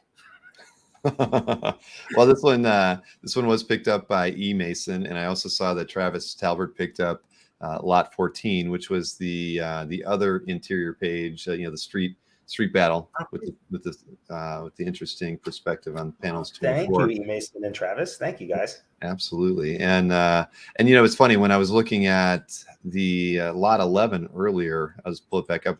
For whatever reason, I thought of Dave Johnson when I was looking at that. It was just something, because a lot of people cite Dave as being a really marvelous cover concept, illustrator, right? I mean, he is one of the best. And when I look at that, when I looked at that, I thought, that's reminiscent of that. I mean, you have that kind of sensibility of just knowing how to create a great composition, because that's what Dave is known for. He's got it right. I don't know. Yeah. The imagery is just so well balanced, and So I see. He's that. A master. In fact, the latest Murder Inc. run, and I think the last issue is coming out like this week or next week, this coming week. We did a 6 connecting cover piece. Now, unfortunately, I didn't do it analog. I did it all digitally. Okay. Just because it was a monster of a piece. And if you go to my YouTube channel, I recorded the entire process. So it's like 20 hours of, broken up. And I show you how I use photo reference, where I took photo reference, where I used blacks, where I redrew stuff, how I, just how I did the whole thing. And when we were going to do this cover, like the first thing I did was I looked for Dave's work, because I know he did a couple of connecting covers, more than one. So I just wanted to see, like, how did he handle it? Like, because I didn't want it to simply be individual shots of people with some connecting thing in the background, So I wanted to tell a story, like an arc going all the way across. And again, looking at Dave and the way he handled it, it just helped me think it out. He's a very smart artist. Agreed. That's cool. It's unfortunate that it's digital, but I get it. I'll have to make some fancy prints or something like that. Like it's the thing I'm probably most proud of. This probably is the one puzzle I feel like I got it. It's one piece, like Yeah. Well, I'll tell you what, after the show's over, I'm going to update the description. I'll find that YouTube video and I'll link it in the description so it's easy for people to kind of hop over there and see that. I mean, if you feel it's a puzzle you've best solved, in the last several years, I think other people would really love to see your process on that. Thanks. And Taki colored it, and that was an amazing to color 6 pieces that connected, each of which has layers, for city stuff and tree stuff and background stuff and shading. Yeah. I'm a different person now. It was a very transformative experience.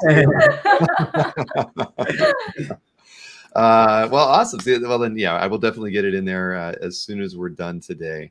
All right. Well, let's see. We've got a couple. Well, we have 2 more pieces that are new, and then we actually have 4 pieces from the last show that didn't sell that we repriced. So let's take a look at lot 19 next here. So this is I should have put these in order, but I didn't. This is the cover to volume 4 of the collection edition. This is priced at $1,100, lot 19 on 11 by 17. And this one's fun because, a lot of times, I mean, you're just bringing those the characters in the foreground so in your face, which makes this fun and a little different. A lot of because you think about it, a lot of the pieces we've looked at, you've used a large character as a graphic element as part of the design. They're in the cityscape in some way, and here the largest characters are actually right in your face, and it's all it's so unlike the things that we've seen before, and even I think back to other shows that we've done. It's a very different viewpoint. Oh, thank you. Yeah, I had a lot of fun with this. They're all on different planes. Your foreground characters and Walker, and then even the cities. They're all sort of in their own thing. Sometimes I'll think of a piece kind of like the old. What are those called? Those little red cameras, and then you put the round disc in it. Oh, and everything's like the 3D image. Right. Viewfinder, I think it's called. Yeah, something like that. I can't remember. So the arts are just like there's a foreground, midground, and a background. And technically all pieces have a foreground, middle ground, and background, but sometimes in the composition, you really want to have them separate, and it weirdly having them separate kind of all comes together at the same time. So it's really. You mean the perspectives? Yeah. And it has a sort of a classic triangle. Frank Frazetta triangle composition to it, Yeah, Chuck Arnold, Viewmaster. Thank you. Viewmaster, there you go. Right. Yeah, and then this is from the story arc where Dina got the Powers virus, which also made it into the TV show. And her and Retro Girl have a fight together, which was a lot of fun to draw. Very nice. Well, Chuck Arnold is a connoisseur of vintage toys as well as original comic art. And he's been on the show with me several times, helping pick out artwork, and he's got a very insightful man. But and I'll be honest, I didn't know he knew anything about vintage toys. But thank you for doing that for us. And again, thank you for T.E. Mason for picking up that one. So wow. Now we've got the last new piece for the show. This is lot 20, and it does come with a pair of prelims as well on one sheet. This is the cover to volume 5 of the collection edition. And on 11 by 17, great silhouette of the characters here. Now I do have on this, I made 2 slides of this because I wanted to have the printed image there as well, just to see how, this was handled when it was colored. But, just fun. And again, it's back to that graphic sensibility of yours, how you're going to fill the page. There's the flying tie. Again, just love it. And, I see it's neat to see that, you drew in some clouds, you thought about it, and, you still went back. And drop that out and chose to leave it out too in the final artwork. Yeah, sometimes like the white background is pretty powerful. Like David Mack uses it a lot, and he uses it against his very detailed watercolor pieces. And whenever I see those, they're just so incredibly striking, And then obviously, Frank Miller really kind of mastered the black and white take of that. The clouds, the original version of this, like those clouds were going to be like really psychedelic looking. I did a version of it digitally where there was like a lot of heavy textures in the clouds, and it was very purple and yellow and blue and red, and that was going to richly contrast against the simplicity of the foreground. But after I did all that work, I realized it was better with just white.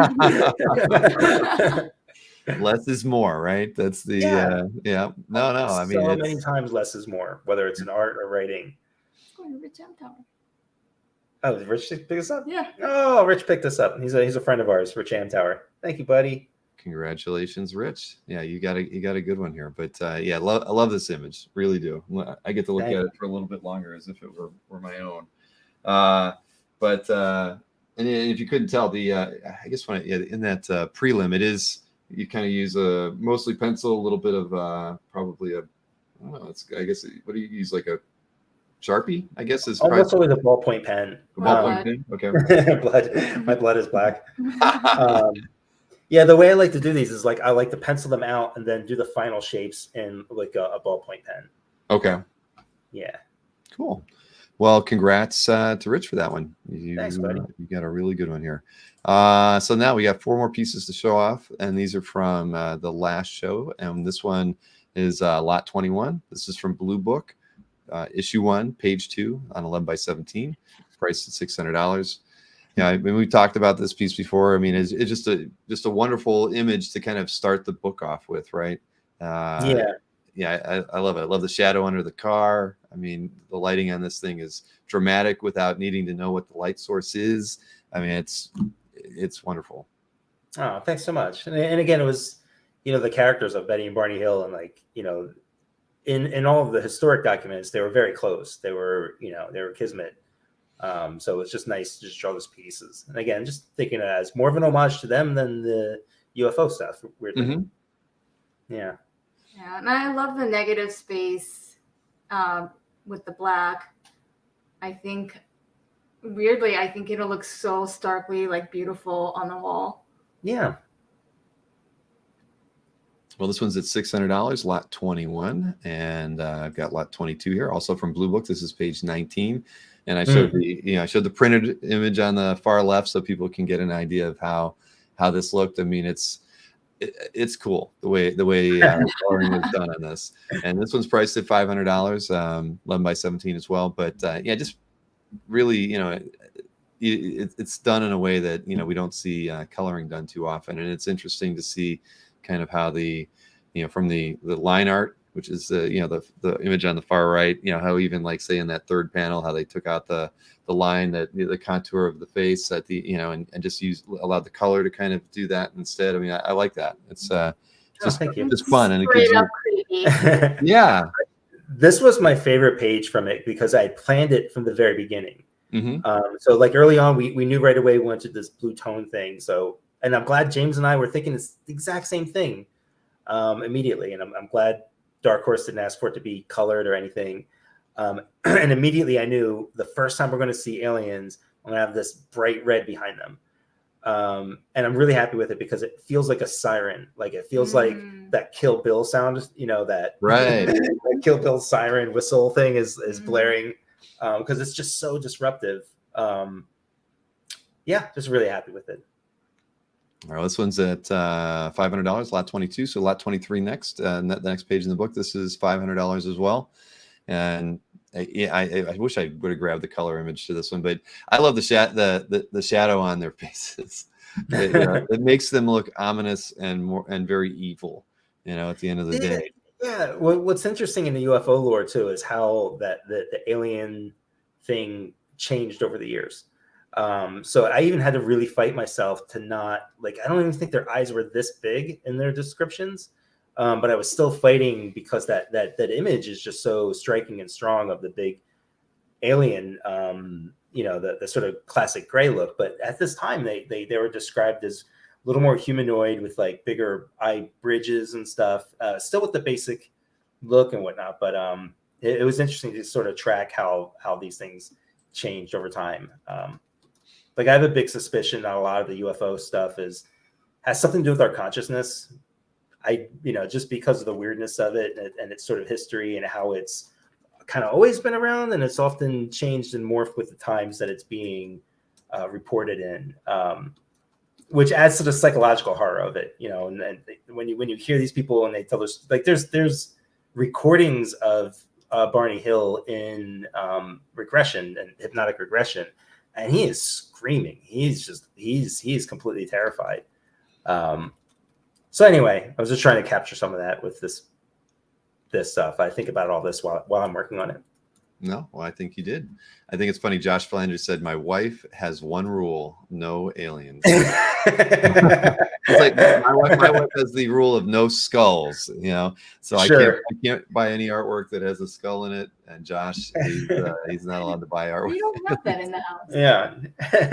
No, there's no art rules in your home. Yeah, I don't. Yeah, we don't have any. Yeah. Things that we disagree on. Yeah. As far as our so skulls and aliens are fair game at your place. It's all good. Oh yeah, it's all fair game. So we got one more piece here, and this is lot 24. It's from Powers, best ever trip. We got retro, we got Wolf, we got Walker. This is 11 by 17, priced at $500.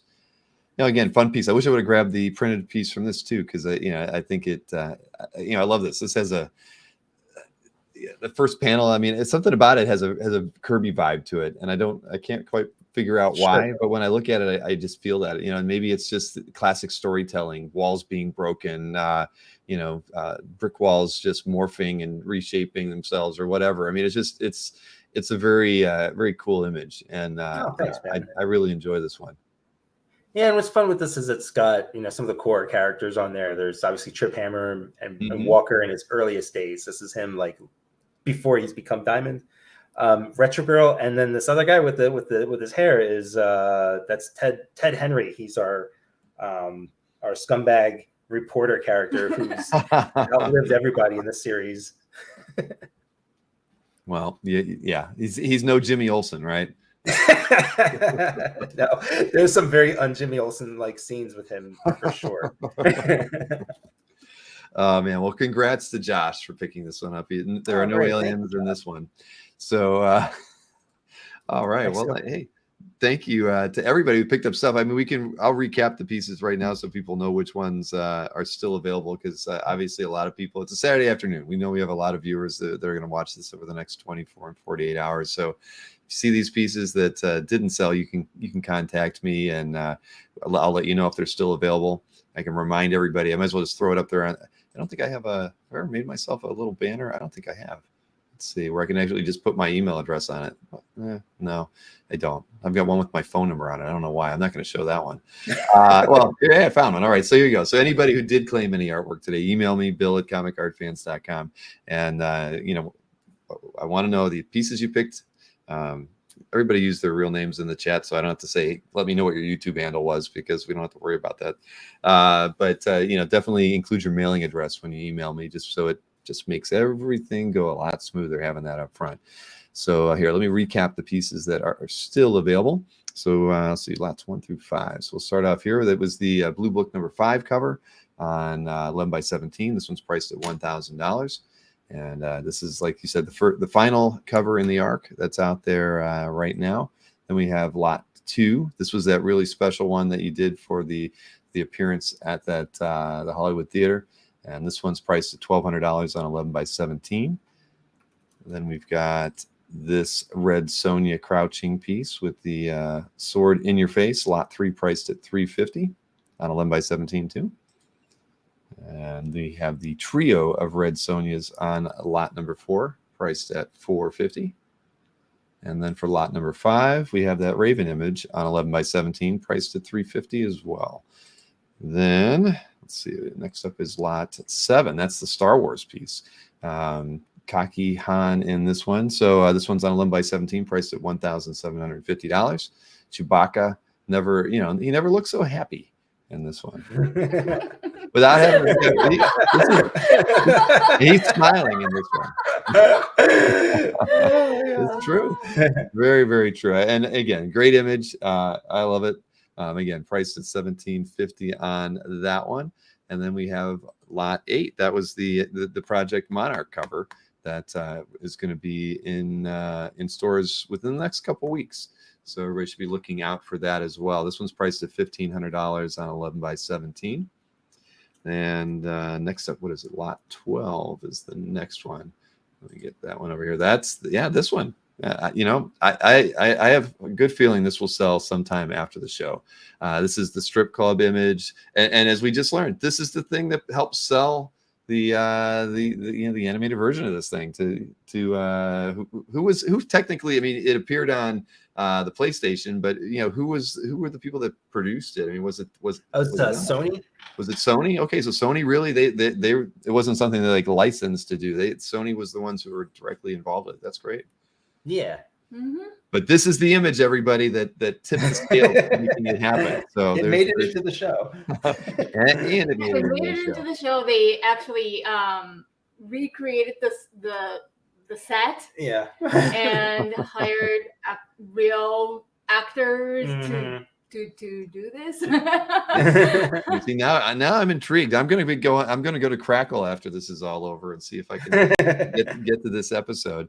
But this one's out there, $950. Then we've got let's see, 3 Blue Book images here. This is the one from issue 1, page 2, priced at $600 on 11 by 17, and same issue 1, page 19, priced at $500, and it's lot 22, and then lot 23 from Blue Book as well. This is page 20 from issue 1, priced at $500. There. So what is that? We have 5, 6, 7, 8. And there also 12 of the 20 new pieces we sold, did sell. And then we've got 3 pieces remaining from the stuff that we had from the last show. So not bad. So thank you, everybody. This was a lot of fun. And Mike, Taki's there, everybody. She really is. In the cat. What's the name of the cat? Achilles. Achilles, of course. Yeah. Although right now he's not being very warrior-like, is he? Oh, it's live action. I'm sorry, Josh. See, and I apologize. I said anime. I didn't know it was actually live action. Oh yeah. See, here I'm just thinking there's no way they would have done it in live action 8 years ago. So now I'm even more intrigued. All right, now I don't know. I'm sorry, everybody. I'm embarrassed. I mean, and the second season is pretty great. Like, and we have Michael Madsen is in there as Super Shock, and he's incredible. Just really shockingly great. Eddie Izzard is in it as the wolf. Got to hang out with Eddie, one of the best people ever. Oh, sure. He's so smart, and he's so just hilarious. Yeah. Great cast. The whole thing. The whole experience was amazing. So. All right. Well, I regret never seeing it, but I'm going to correct that this weekend, one way or another. But so again, thanks to everybody in the chat for hanging out with us during the show, and for also picking up several of the pieces of artwork we showed today. This was a lot of fun, and it's always a great time getting to hang out with Mike and Taki. It really is. I mean, we don't do it often enough, but it's fun getting to see. 6 months is a good cycle because we get to kind of figure out what you've been able to accomplish, even though you have like 20 projects going on at any given time, half of which you can't talk about. It's cool to get to see, what things get announced, and we can actually chat about here on the show. But it's always fun. And honestly, I just love just coming and hanging out. Like when I'm promoting this, I tell people like, if you're not buying anything, don't worry, just come over and ask some questions, and we have a good time interviewing. And it was a great time. Thank you for coming and hanging out. Indeed, and a reminder, everybody, Bill at comicartfans.com right there. If you claimed any artwork, shoot me an email, mailing address, payment option, whichever you prefer, and I'll take care of getting invoices out today to everybody, or mailing information if you're going to do a check on Monday. So again, thanks everybody. Enjoy the rest of your weekend. Have a good weekend, guys. Yeah, definitely. So and again, Mike, Taki, and Achilles. First appearance here of Achilles here on the channel. Enjoy the rest of your weekend, and we'll see you again next week. All right, man. Take care.